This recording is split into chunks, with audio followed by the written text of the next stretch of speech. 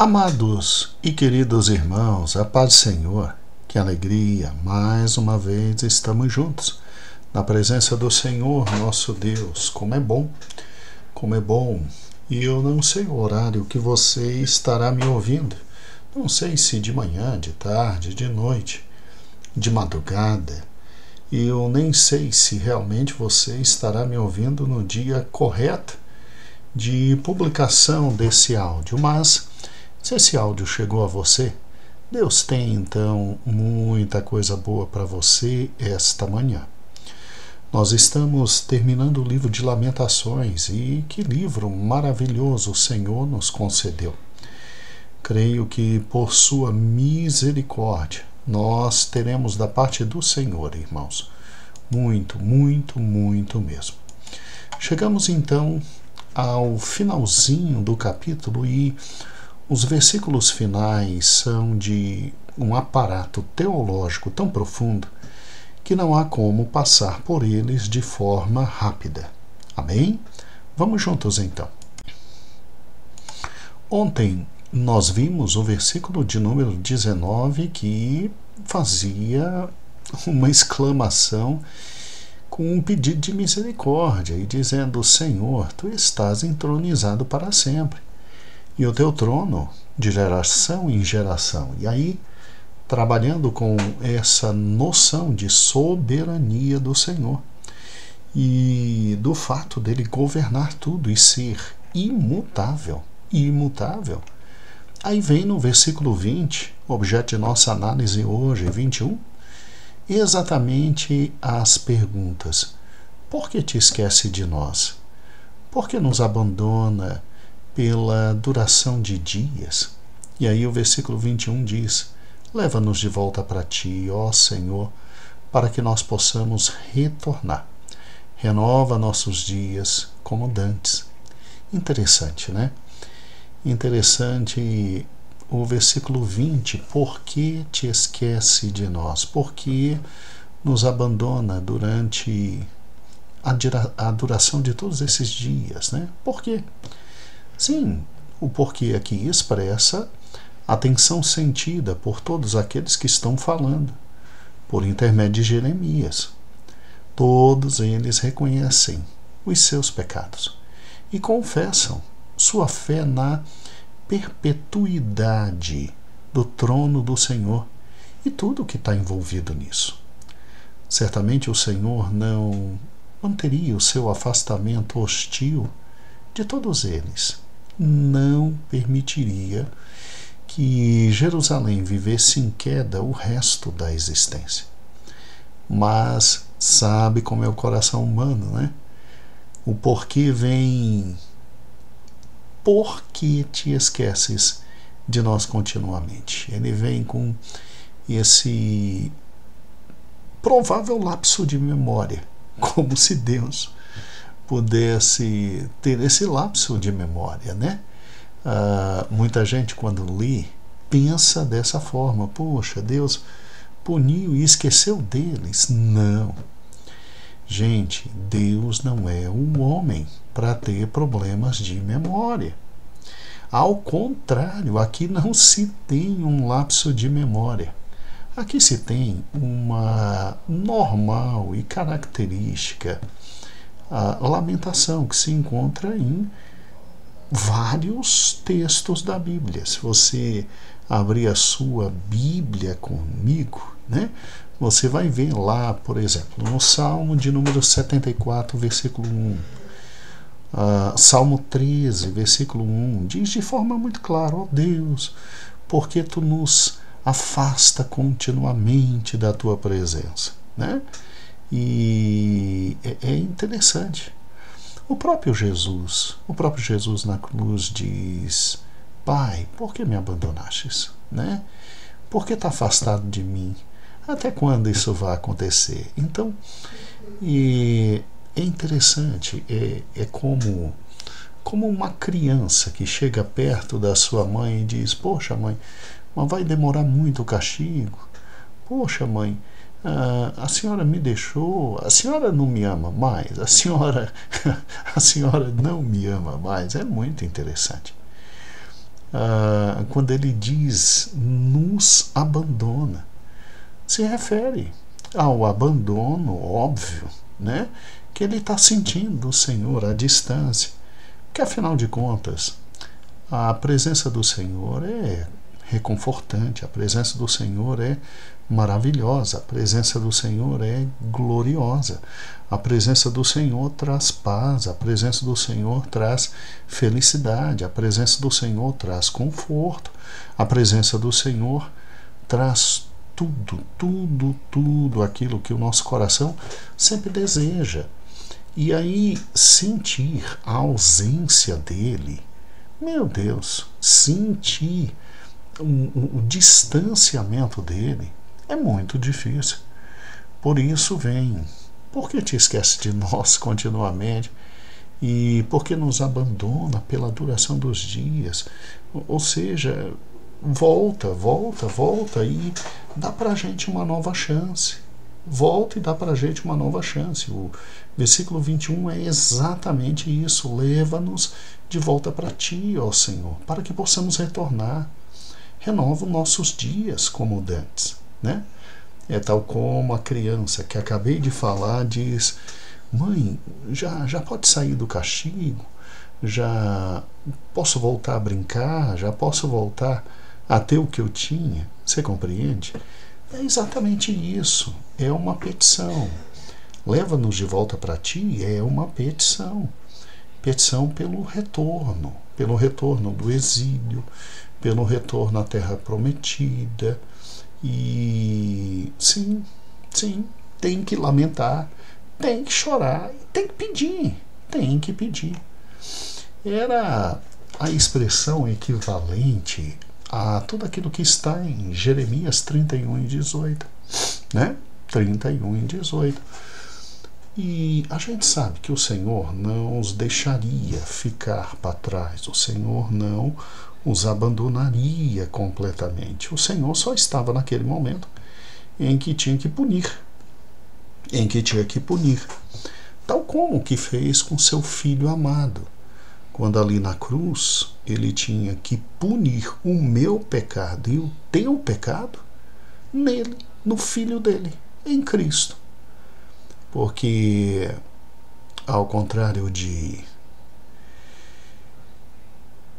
Israel, eu e você merecíamos estar naquela cruz. Mas o amor de Deus foi tão grande, que quem esteve na cruz foi Cristo. Israel não. Israel perdeu terra, Israel perdeu a vida, Israel perdeu a juventude, Israel perdeu o respeito, Israel foi absolutamente humilhada. Mas lembrando-se que também na cruz do Calvário, todos os pecados que Israel também cometeu foram perdoados na cruz do Calvário. Então, quando o nosso querido Jeremias diz: deixa eu sair do castigo, né? Deixa a gente sair do castigo, versículo 21, leva-nos de volta para ti, ó Senhor, para que possamos retornar. E renova nossos dias como dantes. Aqui está um dos pedidos mais bonitos da palavra do Senhor, né?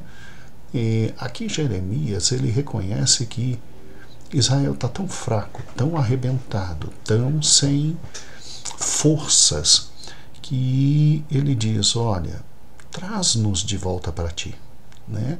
Até a possibilidade da gente se reconciliar, de voltar, de estar em tua presença, é produto da tua misericórdia. Daí leva-nos de volta para ti, para que a gente possa retornar, para que a gente possa voltar a ter aqueles dias. E assim ele reconhece o estado difícil em que Judá estava, porque apenas e apenas pela misericórdia de Deus, apenas por um ato de iniciativa vindo de Deus, é que a restauração era possível. Então, se você parar e pensar, tudo se concentra nas mãos de Deus. Voltar, retornar, a inversão da direção, o retorno para o ponto de partida. É literalmente as expressões trazidas aqui para a questão espiritual, a questão material, a questão física, a questão geográfica de Israel ser de novo levantada. A reconciliação era possível? Sim. A reestruturação era possível? Sim. O voltar para a terra era possível? Sim. O arrependimento? Com certeza. Mas tudo isso como dádiva de Deus, que é o único que pode conceder a Israel, bem como a nós, absolutamente tudo. Absolutamente tudo. Então, existe aqui um reconhecimento que o recomeço não vai depender da força e da capacidade do povo, mas vai depender de uma mão estendida nos céus para que as mãos na terra absolutamente perdidas possam ser erguidas e levantadas.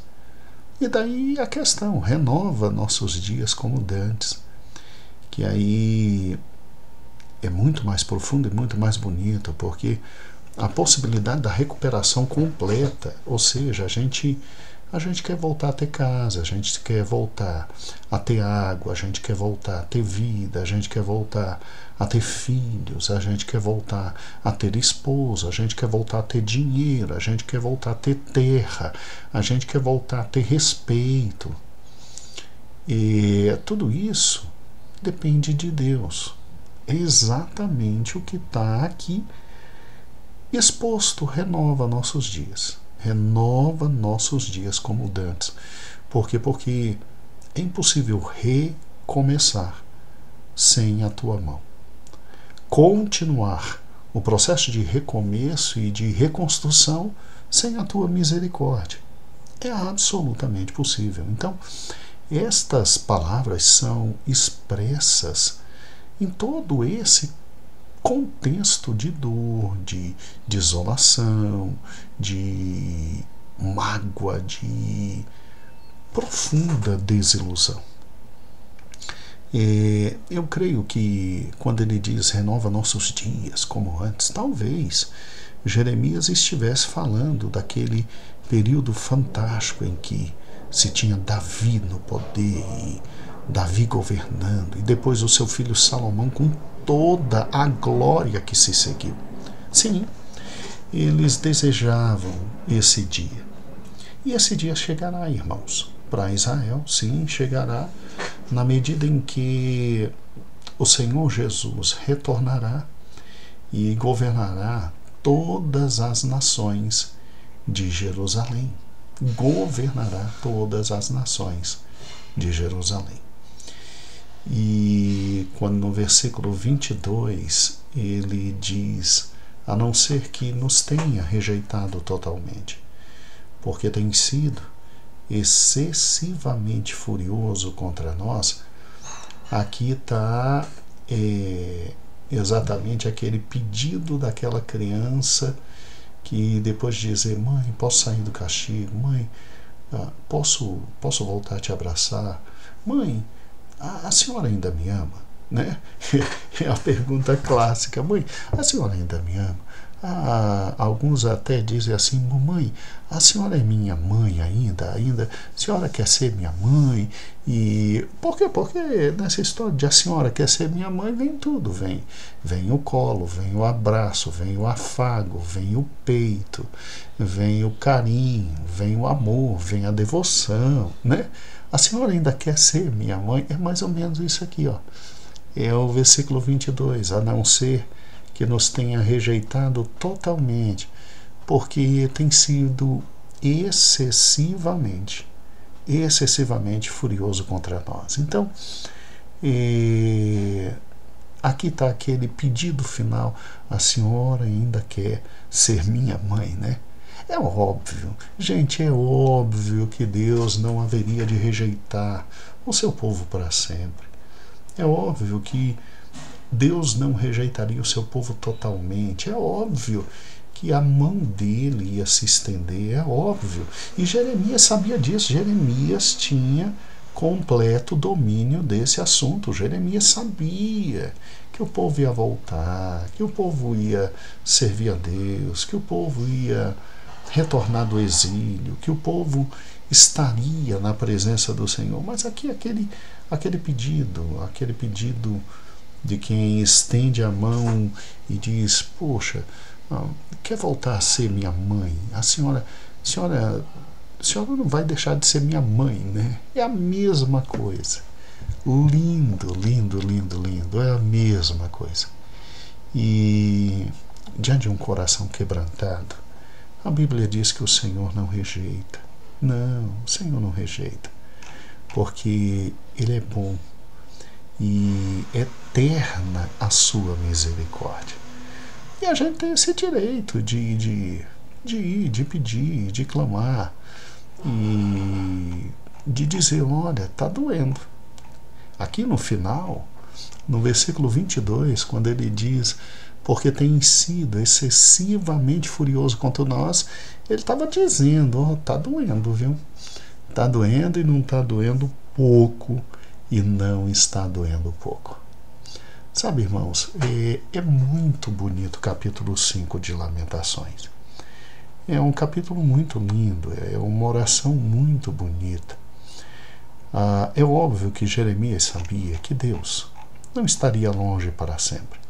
Ele mesmo profetizou o retorno, as bênçãos, a glória futura de Israel. Isaías tinha feito a mesma coisa, todos os profetas tinham feito a mesma coisa, e todos eles sabiam que o Senhor voltaria seus olhos, que o Senhor estenderia as mãos. Mas aqui tem um momento muito importante, é o momento da correção. O pai e a mãe que amam, eles não vão quebrar seu filho, mas eles têm que corrigir o seu filho.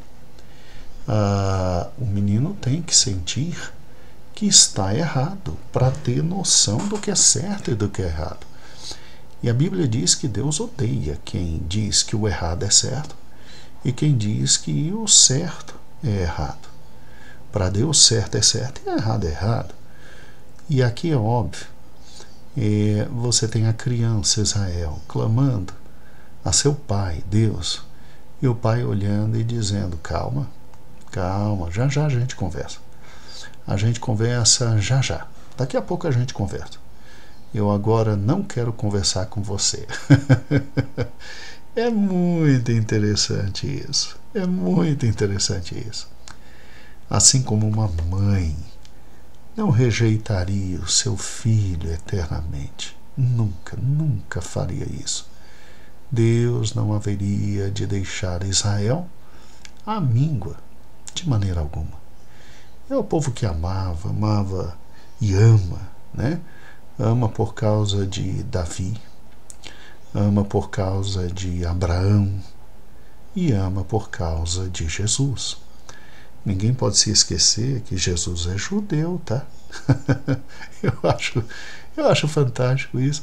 Jesus é judeu. O pessoal se esquece que Jesus é judeu. E é interessante. Se Deus suportou o que suportou por causa de Abraão, se Deus suportou o que suportou por causa de Davi, sem deixar de punir o seu povo, na época posterior a Abraão, com, infelizmente, o primeiro exílio, né? Se Deus suportou o que suportou por causa de Davi, sem deixar de punir seu povo, depois o segundo, né, exílio, com Cristo, o amor de Deus será muito mais profundo pelo seu povo. Então, como bom pentecostal, né, crendo absolutamente no Apocalipse, como um bom pentecostal acredita, é óbvio que Israel será recuperada. É óbvio que o que começa lá no retorno de exílio, primeiro com Neemias, Esdras, né? Os grandes homens de Deus. E depois, obviamente, com a recuperação, agora em 1947, do Estado de Israel, é lógico que o Senhor vai recuperar, e no dia em que Israel for cercada e clamar e ficar desesperada, aquele momento que já estudamos da grande tribulação, o próprio Cristo desce, coloca seus pés lá no Monte das Oliveiras. O Monte das Oliveiras se fende, abre no meio. Ele vem defender seus irmãos que ali o reconhecerão, como diz em Zacarias. Então, não temas, porque a rejeição não é completa. Deus não tem sido excessivamente furioso contra eles. Isso aqui é Jeremias abrindo seu coração e falando, tal como aquela criança que conversamos, né, há poucos minutos atrás, e isso é muito bonito. Isso é muito bonito. Amados irmãos, o Senhor é bom. E a bondade do Senhor é que provoca exatamente tudo isso. É porque Ele é bom e que Ele nunca vai deixar de nos chamar a atenção. É porque Ele é bom que Ele nunca vai nos deixar de instruir-nos no caminho. É porque Ele é bom que também, no momento correto, Ele não vai deixar de nos punir. Óbvio. A punição de Deus, graças a Deus, parte da bondade dele. E é uma punição na medida do que podemos suportar. Porque, tal como uma mãe que ama seu filho não vai bater para matar, ao contrário das loucas, né, que acabam batendo para matar, tal como uma mãe que disciplina corretamente seu filho, o faz de forma a educá-lo, mas tem que ser firme, forte. E aí o filho fica assim, eita mãe, quando é que a gente vai voltar a ser mãe e filho? A senhora não esqueceu que é minha mãe não, né? Ô mãe, a senhora me ama. Assim também está aqui o profeta, pedindo a Deus extrema misericórdia e graça. E Deus é bom. É óbvio que ele não estava sendo excessivamente furioso, ele estava sendo justo e fazendo com que o povo conheça exatamente tudo aquilo que plantou. Mas, como as misericórdias dele se renovam a cada dia, é óbvio que Israel seria também tocado e atingido pela misericórdia dele. Agora eu quero te chamar a atenção para algo maravilhoso. Maravilhoso. O mesmo amor de Deus é também por nós, por mim, por você. E ainda bem que quando Ele nos corrige de tal forma que possamos entender o erro, levantar os braços e clamar a Ele. Se você precisar, não se preocupe, clame a Ele. Senhor, me leva de volta para Ti, porque eu preciso retornar para Ti. Senhor, renova meus dias como antes. Senhor, ser propício. E o Senhor será extremamente propício. Eu, quando olho para Lamentações e vejo esse tom triste e da forma como ele termina, eu paro e penso, sabe, irmãos, se o reerguer de Israel foi o maior milagre de todos os tempos após a ressurreição de Cristo, que nada se compara à ressurreição de Cristo. E aí, num segundo plano, alguns dizem terceiro, quarto plano, né? Mas muito abaixo da ressurreição de Cristo, viria o renascimento de Israel.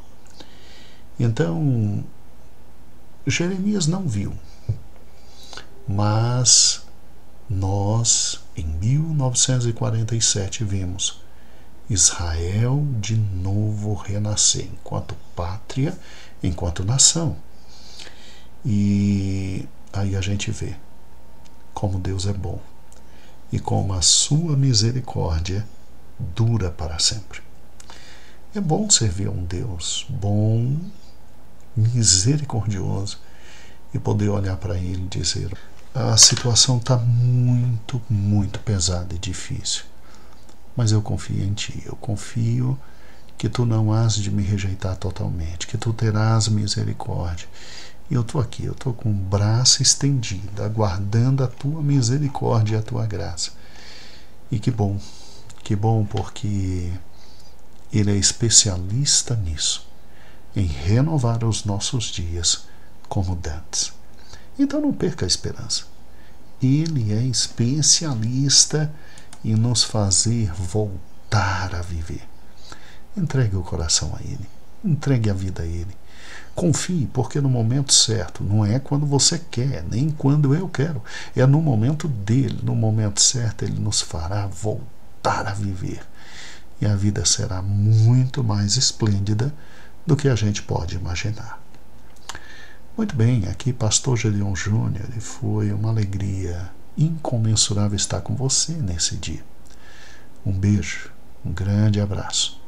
Agradeço a Deus a oportunidade de dividir com você a palavra dele. Agradeço ao Ministério pela confiança. Agradeço a você pela alegria e felicidade de me dar 27 minutos do teu tempo. E agradeço a minha pastora presidente Loide Ramos por todo o apoio. Um grande beijo e até amanhã. Que o Senhor te abençoe.